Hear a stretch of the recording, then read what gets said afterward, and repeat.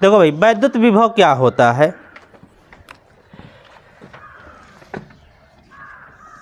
ये कोई वैद्युत क्षेत्र है, ये कोई वैद्युत क्षेत्र है। अगर हम किसी परीक्षण आवेश को अनंत से अगर हम किसी परीक्षण आवेश को इस वैद्युत क्षेत्र के भीतर लाएं तो हमें कुछ काम करना पड़ेगा। जो हमें काम करना पड़ेगा वही काम इस बिंदु पर क्या कहलाएगा? वैद्युत विभव कहलाएगा। मान लीजिए यदि Q0 परीक्षण आवेश को हम अनंत से वैद्युत क्षेत्र के भीतर इस बिंदु तक लाएं और लाने में हमें W कार्य करना पड़े, तो इस बिंदु पर जो विभव होगा V बराबर W/Q0 होगा। V बराबर W/Q0 हो जाएगा।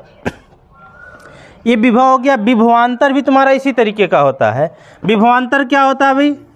विभवांतर दो बिंदुओं के बीच का होता है। विभवांतर, विभव का अंतर, दो बिंदुओं के बीच विभव के अंतर को क्या कहेंगे? विभवांतर कहेंगे। तो ये परिभाषा थोड़ी ना हम लिखेंगे एग्जाम में। होगा क्या? मान लो ये कोई वैद्युत क्षेत्र है, ये वैद्युत क्षेत्र के भीतर काम होगा। यह कोई वैद्युत क्षेत्र है, इस वैद्युत क्षेत्र के भीतर किसी आवेश को, किसी परीक्षण आवेश को या किसी आवेश को एक बिंदु से दूसरे बिंदु तक ले जाने में जो कार्य करना पड़ता है वह उन दो बिंदुओं के बीच का विभवांतर कहलाता है। अगर यह निम्न बिंदु पर है, निम्न विभव है, यहाँ पर उच्च विभव है, ए पर निम्न विभव है और बी पर उच्च विभव है। तो अगर हम निम्न विभव से वस्तु को उच्च विभव के पास ले जाएंगे तो इनके बीच जो विभवांतर मिलेगा वो VB माइनस VA होगा। अगर यह निम्न विभव पर होगा, यह उच्च विभव पर होगा तो VA माइनस VB होगा। बात समझ रहे हैं? W/Q0 आ जाएगा विभवांतर। विभवांतर या विभव दोनों भी अदिश राशियां हैं। दोनों कैसी हैं? अदिश राशि है। विभवांतर और विभव दोनों ही अदिश राशि हैं। अगर हम इनके मात्रक की बात करें, मात्रक V बराबर W/Q0 से, V बराबर W/Q0 से, तो V बराबर मिल जाएगा आपको जूल प्रति कूलाम। एक मात्रक किसका आपको मिल गया? जूल प्रति कूलाम। दूसरा मात्रक किसका देख लेते हैं भाई? विभवांतर का मात्रक वोल्ट भी होता है, इसका मात्रक वोल्ट होता है। अगर हम इसकी विमा निकाल दें तो विमा क्या हो जाएगी? इसकी फॉर्मूले की सहायता से निकाल लेंगे। V बराबर W/Q0 से W कार्य का विमा mL² T/-2 और AT होता है तुम्हारा आवेश की विमा। तो V की विमा मिल जाएगी mL² T/-3 A/-1। ये विभवांतर की विमा मिल जाएगी आपको। अगर हमको इसका विमीय मात्रक लिखना हो, ये विमीय सूत्र है, विमीय मात्रक अगर हमको लिखना हो यहाँ से तो हम क्या लिखेंगे? kg मीटर स्क्वायर सेकेंड के पावर -3 और एम्पियर के पावर -1। ये हो जाएगा इसका विमीय मात्रक। अगर हमें वोल्ट की परिभाषा देनी हो तो वोल्ट की परिभाषा हम यहाँ से भी दे सकते हैं और यहाँ से भी दे सकते हैं। अगर V का मान 1 वोल्ट हो और W का मान 1 जूल हो और आवेश 1 कूलाम का हो, तो यहाँ से अगर हम वोल्ट की परिभाषा देंगे तो कैसे देंगे? इससे हम दे रहे हैं तो क्या कहेंगे? एकांक कूलाम के परीक्षण आवेश को अनंत से वैद्युत क्षेत्र के भीतर लाने में यदि 1 जूल का कार्य किया जाए तो उस बिंदु पर विभव 1 वोल्ट का होगा। सेम यहाँ से अगर हमको परिभाषित करना है इसको तो क्या कहेंगे? वैद्युत क्षेत्र के भीतर एकांक कूलाम के परीक्षण आवेश को एक बिंदु से दूसरे बिंदु तक ले जाने में यदि 1 जूल का कार्य किया जाए तो उन बिंदुओं के बीच का विभवांतर 1 वोल्ट का होगा। समझ में आया?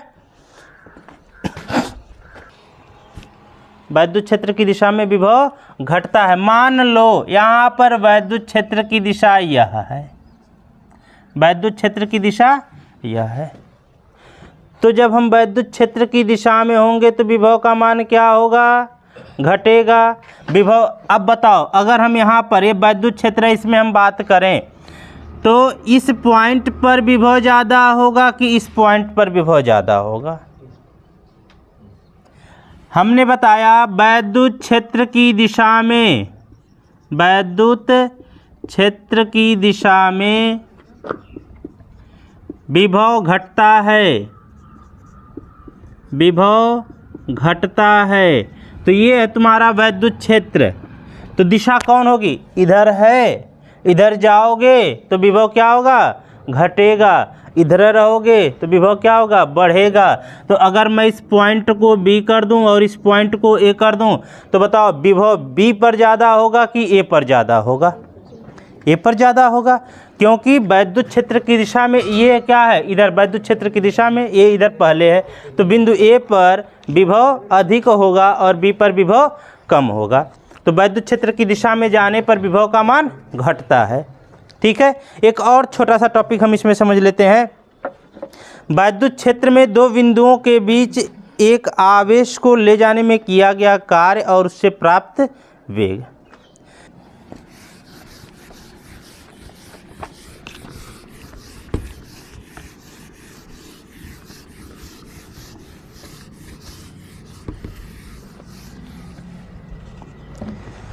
वैद्युत क्षेत्र में दो बिंदुओं के बीच एक आवेश को ले जाने में किया गया कार्य और उससे प्राप्त वेग हम देखेंगे। यहाँ से अगर कोई वैद्युत क्षेत्र है ये, और इस वैद्युत क्षेत्र की दिशा इधर है, तो यहाँ पर दो बिंदु ले लिया हमने, ये बिंदु A है और यह बिंदु B है। तो विभव ज़्यादा कहाँ पर होगा? A पर, और B पर विभव कम होगा, क्योंकि वैद्युत क्षेत्र की दिशा में विभव का मान घटता है। तो यहाँ पर, यहाँ से अगर हम किसी आवेश को ले जाएंगे तो हमारे द्वारा किया गया कार्य कितना हो जाएगा? W बराबर QV। V कितना होगा? इसका potential difference VA minus VB। तो W जो होगा, इसको हम पोटेंशियल डिफरेंस को डेल्टा V भी लिख सकते हैं। W बराबर QV। किसी आवेश को, Q आवेश को जब हम B से A तक लाएंगे तो किया गया कार्य इतना होगा। जब हम B से निम्न विभव से उच्च विभव की ओर लाएंगे तो हमको काम करना पड़ता है, लेकिन अगर हम आवेश को उच्च विभव से निम्न विभव की ओर ले जाएं तो हमें काम नहीं करना पड़ता, काम वैद्युत क्षेत्र के द्वारा किया जाता है, काम प्राप्त होता है। तो वो कार्य ऋणात्मक होता है। वो कार्य क्या होगा? ऋणात्मक होगा। जब हम उच्च विभव से निम्न विभव की ओर ले जाएंगे तो कार्य प्राप्त होता है। समझ में आया? तो W बराबर क्या हो जाएगा? Q भी हो गया, डेल्टा भी हो जाएगा। W बराबर Q इंटू डेल्टा भी हो गया। ये हो गया किया गया कार्य। अगर इस कार्य, अगर ये जो कण है, जिस कण को हमने यहाँ पर रखा हुआ है, यह कण इस वैद्युत क्षेत्र में गति करने के लिए स्वतंत्र हो, जो आवेशित कण है वह इस क्षेत्र में गति करने के लिए स्वतंत्र हो, तो यह किया गया कार्य उसके गतिज ऊर्जा के रूप में परिवर्तित हो जाएगा। तो यही किया गया कार्य। यदि आवेशित कण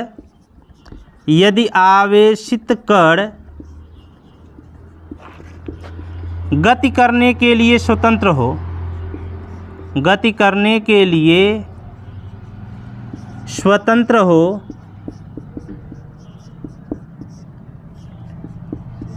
तो यही किया गया कार्य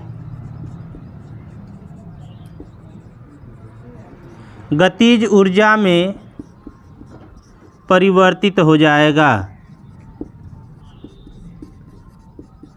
यही किया गया कार्य गतिज ऊर्जा में परिवर्तित हो जाएगा। तो क्या हो जाएगा भाई? K बराबर W का, तो K बराबर मिल जाएगा Q इंटू डेल्टा V का। K बराबर मिल गया Q इंटू डेल्टा V का। यदि इस आवेशित कण का द्रव्यमान m हो और प्राप्त वेग v हो, जब ये गति करेगा तो इसके पास कोई वेग होगा कि नहीं होगा? तो इसका द्रव्यमान अगर m होगा और प्राप्त वेग v होगा, तो K बराबर हम क्या लिख सकते हैं? K बराबर लिख सकते हैं हाफ mv स्क्वायर बराबर Q इंटू डेल्टा V। ये विभवांतर है और ये वेग है, दोनों का डिफरेंस समझना समझन। तो यहाँ से अगर हमको वेग निकालना हो तो v स्क्वायर बराबर क्या हो जाएगा? 2 गुणे Q इंटू डेल्टा V बटे m का। तो v बराबर क्या हो जाएगा? अंडर रूट में 2Q इंटू डेल्टा V बटे m का। ये उस कण के द्वारा, आवेशित कण के द्वारा प्राप्त वेग होगा।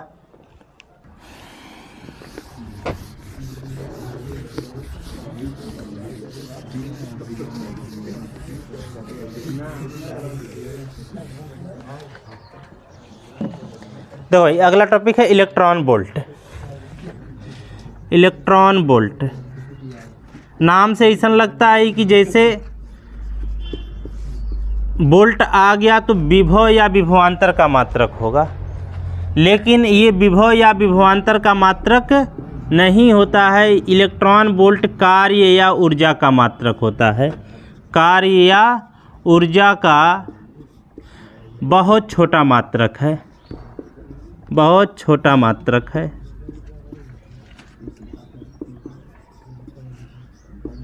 यह कार्य या ऊर्जा का बहुत छोटा मात्रक है तुम्हारा इलेक्ट्रॉन बोल्ट।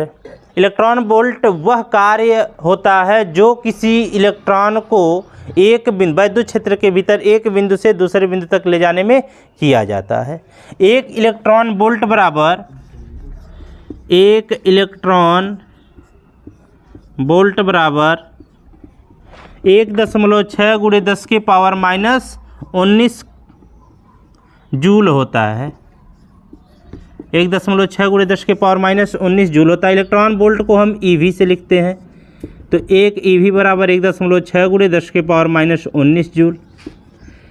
अगर इसको थोड़ा सा और बड़ा मात्रक लिया जाए, kilo electron volt, million electron volt, billion electron volt, तो भाई देखो किलो हटाने के लिए हम 10⁻³ का गुणा कर देते हैं। कहीं पर भी किलो शब्द लगा उसको हटाना तो 10⁻3। मिलियन है या मेगा है तो 10⁻6, और बिलियन है तो 10⁻9। इसका हम मल्टीपल कर देंगे इसमें। तो अगर हम 1 मिलियन इलेक्ट्रॉन बोल्ट की बात करें तो 1 मिलियन इलेक्ट्रॉन बोल्ट बराबर कितना जूल? 1.6 × 10⁻⁻19 × 10⁻6 जूल। इसको सॉल्व करेंगे तो आ जाएगा 1.6 × 10⁻19 में से 6 निकल जाएगा, 10⁻13 जूल होगा। अगर हम किलो इलेक्ट्रॉन बोल्ट की बात करें, 1 किलो इलेक्ट्रॉन बोल्ट तो 1.6 × 10⁻⁻19 × 10⁻3 हो जाएगा। तो 1 किलो इलेक्ट्रॉन बोल्ट बराबर 1.6 × 10⁻16 जूल हो जाएगा।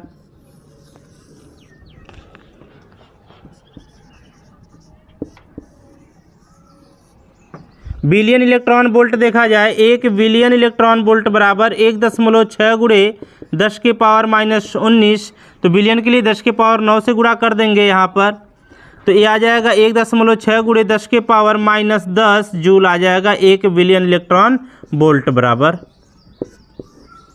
चलो नोट।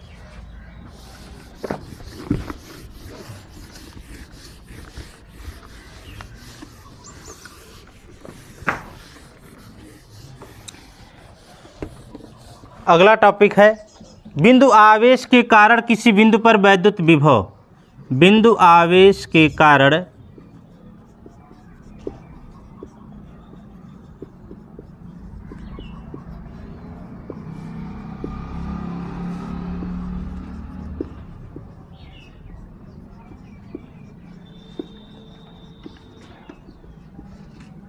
बिंदु आवेश के कारण किसी बिंदु पर विभव निकालना है।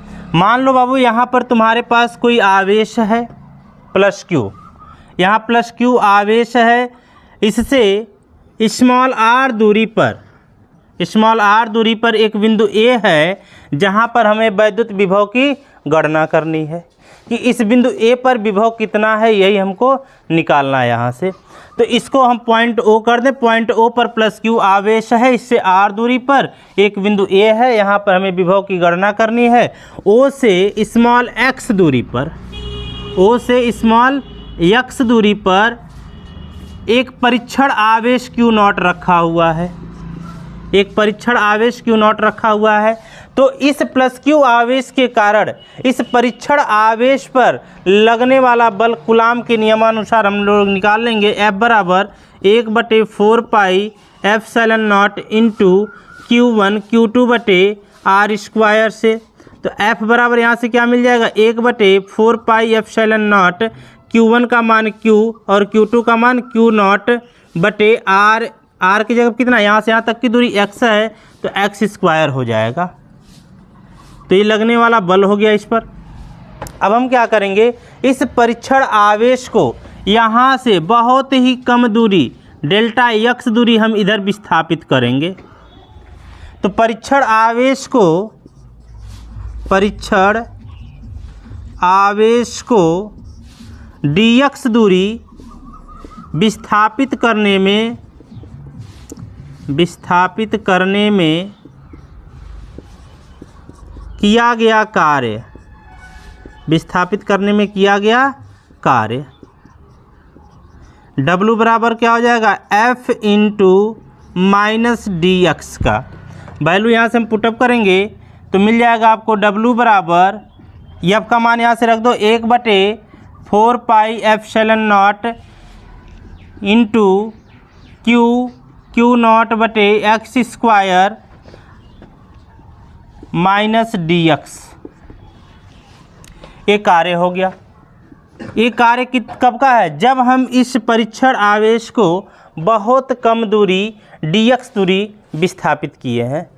अगर इसे हमें अनंत से लाना हो, इस परीक्षण आवेश को अनंत से बिंदु A तक लाना है, तो अनंत से जब बिंदु A तक लाएंगे तो जो काम हमको करना पड़ेगा वही काम तो इस बिंदु पर विभव कहलाएगा। विभव की परिभाषा यही कहता है। तो अब अनंत से यहाँ तक लाने में किया गया कार्य, अनंत से बिंदु A तक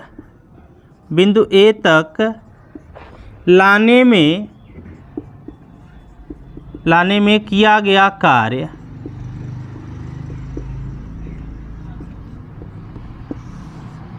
जब छोटे दूरी का पता हो और हमें और निकालना हो, मैक्सिमम निकालना हो, कुल दूरी निकालना हो, तो इसके लिए हम दोनों पक्षों का क्या कर देंगे, समाकलन कर देंगे। तो दोनों पक्षों का समाकलन करने पर क्या मिल जाएगा, W। ये छोटा काम होगा भाई, छोटी दूरी विस्थापित कर रहे हैं तो हमारे द्वारा किया गया कार्य बहुत ही कम होगा, तो इसको भी हम लोग dW लिख देंगे यार। 1/4 pi epsilon not into Q0 बटे x² माइनस dx। अगर ये किसी माध्यम में रखा हुआ है, K वाले प्रावैद्युतांक वाले माध्यम में रखा, तो यहाँ पर K भी हम ले सकते हैं। तो यहाँ देखो भाई dW बराबर, इसमें कांस्टेंट है 1/4 pi epsilon not into K constant है, माइनस भी बाहर ले लो, माइनस Q0 और Q भी कांस्टेंट है, ये पूरा कांस्टेंट है। तो हम इसको लिख देंगे Q0 बटे 4 पाई एप्सिलॉन नॉट, और समाकलन हम किसका करेंगे, 1/x² dx का। कहाँ से कहाँ तक समाकलन करेंगे भाई, अनंत से हम कहाँ तक ला रहे हैं, r दूरी तक ला रहे हैं। प्लस Q आवेश से कितना दूरी पर ला रहे हैं, r दूरी पर ला रहे हैं। तो हमारा जो समाकलन होगा वो अनंत से r तक होगा, और इसका जो समाकलन होगा वो 0 से W तक होगा। तो इसका जब समाकलन निकालेंगे तो W आएगा कहाँ से कहाँ तक, 0 से W तक Q0 बटे 4 पाई एप्सिलॉन नॉट K, और इसका समाकलन हम करेंगे। इसका समाकलन देख लो भाई, फार्मूला क्या होता है समाकलन का, x के पावर n dx। अगर हमको इसका समाकलन करना होता तो क्या होगा, x के पावर n+1 बटे n+1 ये होता है। तो इसका जब हम समाकलन करेंगे तो क्या मिल जाएगा, ये इसको हम ऐसा लिख देते हैं यार, x के पावर -2 dx। तो इसको देखो भाई, एक बार इसका मान हम लोग W रखेंगे और एक बार इसका मान हम लोग 0 रखेंगे, तो W - 0 Q0 बटे 4 pi epsilon not K into ये हो जाएगा x के पावर -2 + 1 बटे -2 + 1 अनंत से r तक। तो W बराबर मिल जाएगा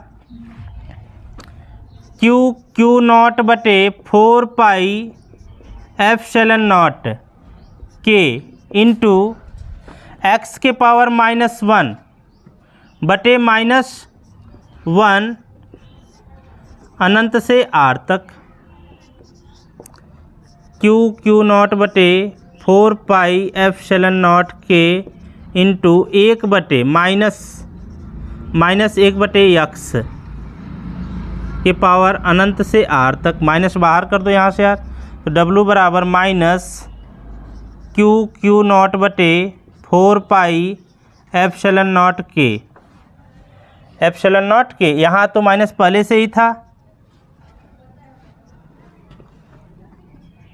तो माइनस माइनस प्लस हो जाएगा, ये माइनस और ये माइनस मिलके प्लस हो जाएगा। तो एक बार इसका वैल्यू हम लोग क्या रखेंगे, अनंत रखेंगे, और एक बार इसका वैल्यू r रखेंगे। ऊपर वाला वैल्यू पहले रखा जाता है r माइनस 1/अनंत, और 1/अनंत का वैल्यू कितना होता है, 0 होता है। तो W बराबर क्यू नॉट बटे 4 एप्सिलॉन नॉट के इंटू 1/r माइनस 0। तो W बराबर मिल जाएगा यहाँ से क्यू नॉट बटे 4 एप्सिलॉन नॉट के इंटू 1/r का, या हम इसको लिख देंगे W बराबर 1/4 एप्सिलॉन नॉट के इंटू क्यू नॉट बटे r का। ये W हो गया, काम हो गया। विभव की परिभाषा